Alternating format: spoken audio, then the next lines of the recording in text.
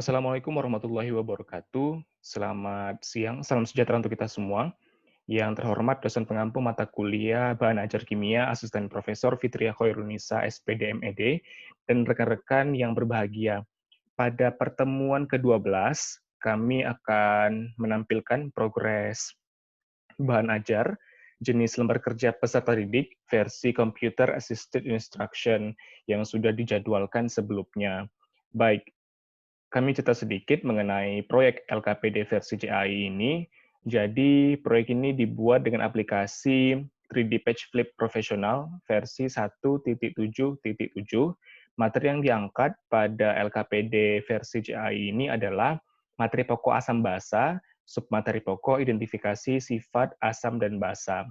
Langsung saja, saya tampilkan proyek LKPD versi CAI.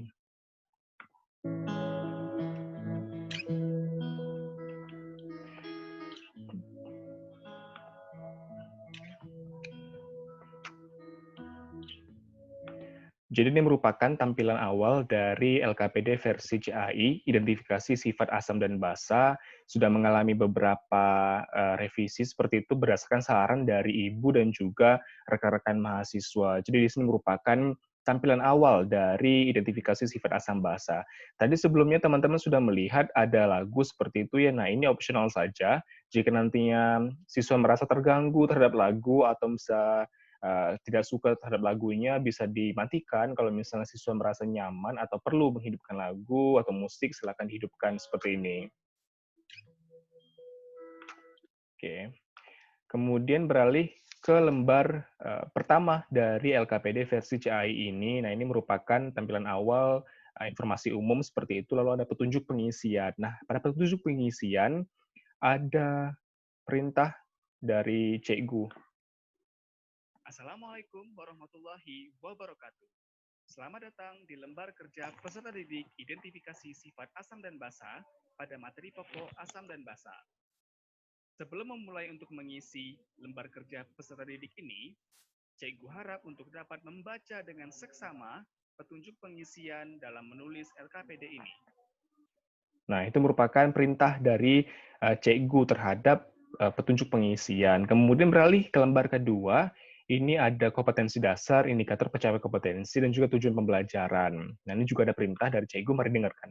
Selama mempelajari materi asam basa ini, diharapkan siswa dapat menjelaskan konsep asam basa serta kekuatannya dan kesetimbangan pengiannya dalam larutan, serta menganalisis trayek perubahan pH beberapa indikator yang diekstrak dari bahan alam melalui percobaan dengan menjawab pertanyaan-pertanyaan dalam LKPD ini, serta melakukan percobaan langsung di kelas.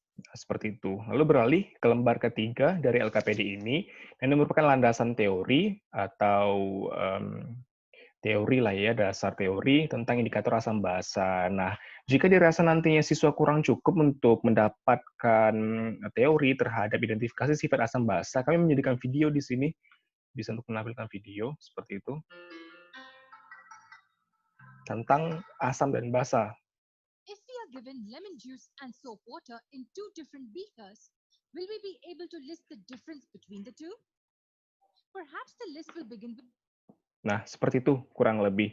Kemudian beralih ke lembar keempat, di sini ada kegiatan pertama kami, identifikasi sifat asam basa suatu zat berdasarkan produk-produk rumah tangga. Nanti jika siswa atau peserta didik dirasa kurang mengerti terhadap apa yang diperintahkan dari lembar keempat ini, bisa lihat videonya.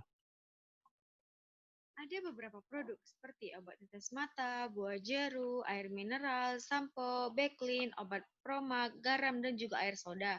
Dari beberapa produk tadi, pernahkah kamu menjumpai atau melihat produk-produk tersebut di sekitarmu? Nah, seperti itu gambarannya.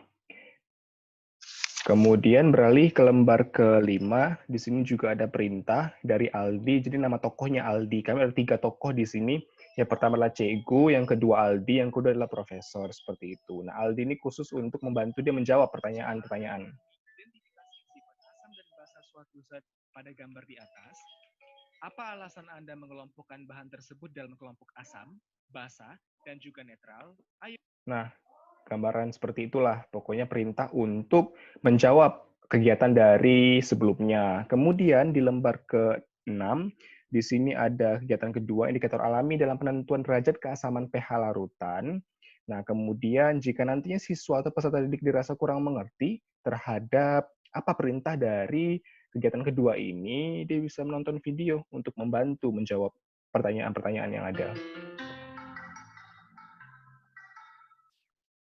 Zara and Zen were all excited to perform a series of tests on a few solutions to find out whether they're acidic or basic.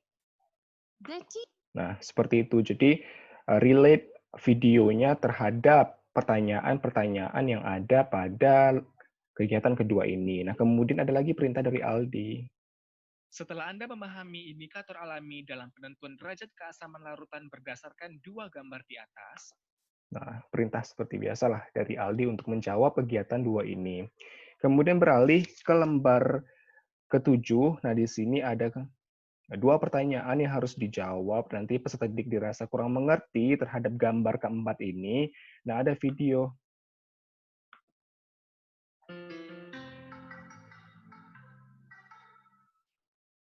The previous video got us familiar to the concept of indicators. Indicators are the substances that are used to detect the acidic or basic nature of solutions. Nah, seperti itu. Jadi, membantu peserta didik untuk dapat menjawab pertanyaan-pertanyaan yang ada pada lembar kerja peserta didik ini. Nah, kemudian di lembar ke-8, di sini ada kegiatan lagi, ada gambar ke-5 dan gambar ke-6.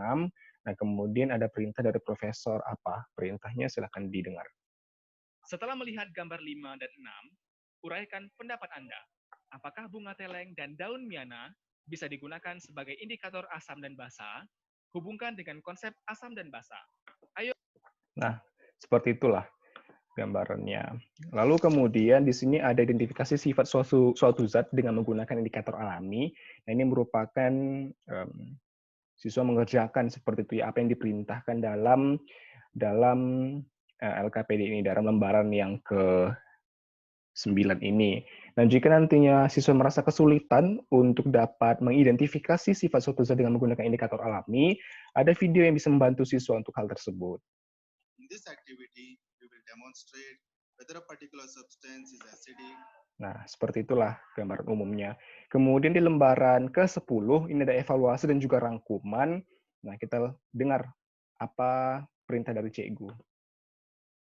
Setelah melewati beberapa kegiatan di atas, lakukan penyelidikan untuk memperkuat alasan yang Anda berikan mengenai sifat asam, basa, dan juga netral bahan-bahan di sekitar Anda. Nah, itu perintah dari Cikgu. Kemudian di rangkuman, kami juga membuat perintah seperti itu. Selama mempelajari materi identifikasi sifat asam dan basa suatu zat, maka ada dua kesimpulan yang dapat ditarik. Yuk. Nah, seperti itu. Beralih ke lembar terakhir dari LKPD versi CAI ini, kami menghimpun sumber referensi menjadi referensi kami dalam membuat LKPD ini. Seperti itu. Teman-teman, sekian pemaparan progres dari kelompok kami, kelompok 4. Apabila terdapat masukan ataupun kritik dan saran sifat yang membangun, silakan untuk diajukan pada forum. Terima kasih atas perhatiannya. Saya akhiri. Assalamualaikum warahmatullahi wabarakatuh.